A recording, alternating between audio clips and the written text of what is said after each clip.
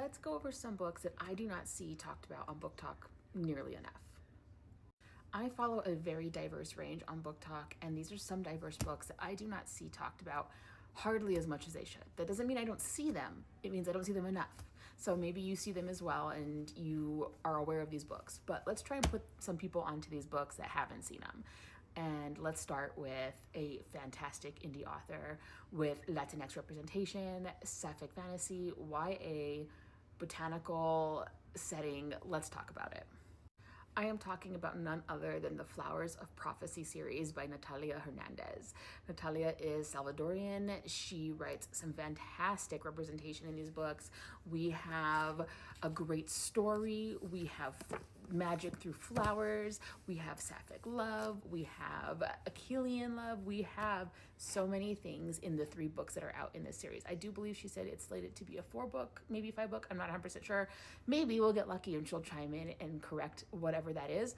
But right now, the first 3 books are out: The Name Bearer, The Follower of Flowers, and The Daughters of Dan Ray.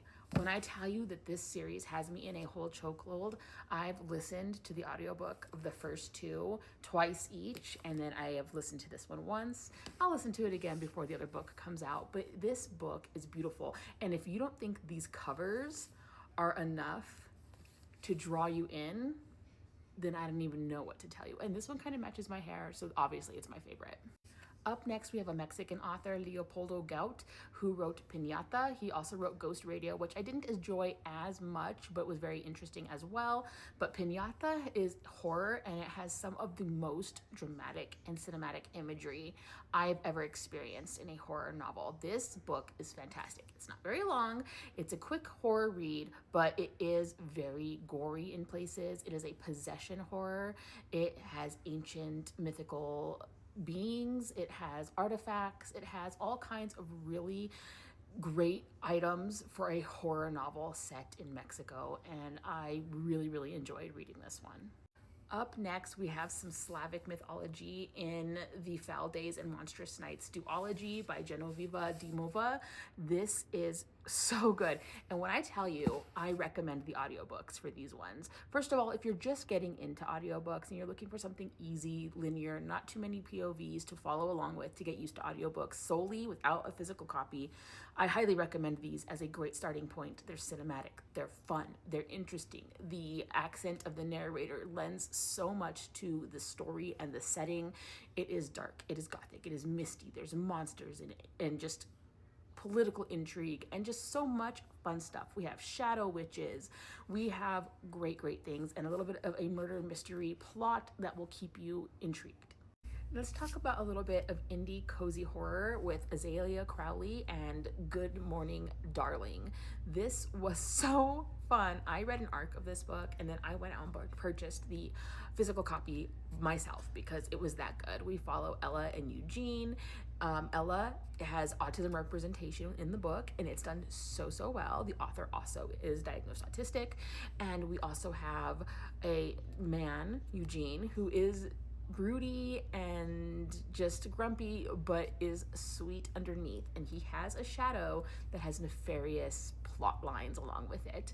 And when a plot to kidnap Ella comes into question, Eugene is tasked with watching her, and Ella is determined to figure out what kind of nefarious things her father, who runs a funeral home, is into that might put her at risk.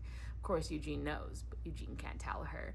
And might a little relationship and some love blossom in this cozy horror? Maybe. You'll have to read it to find out.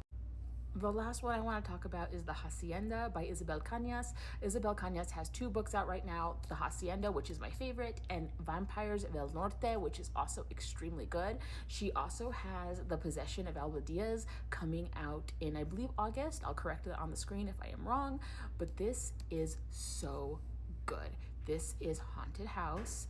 This is set in Mexico after the Mexican Revolution. It is found family, it is witches, it is, again, haunted house, it is seances and rituals, and just so good. So good. You need to read Isabel Cañas if you haven't yet. Now, Vampires of El Norte gets kind of a mixed bag because people think that it's horror, and it does have horror elements, but it is more of a historical romance, in my opinion, with horror elements woven in. So keep that in mind if you pick that book up. But this one was my favorite, and I loved it so much.